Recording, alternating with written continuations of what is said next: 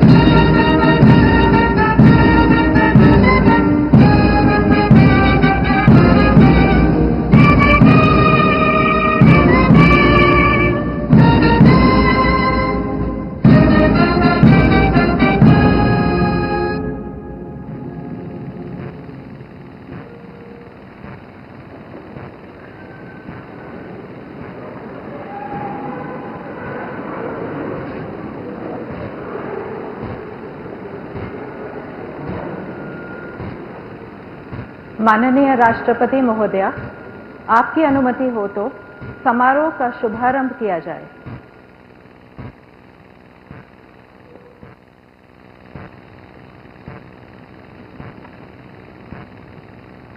भारत के मुख्य न्यायमूर्ति श्री भूषण रामकृष्ण गवई।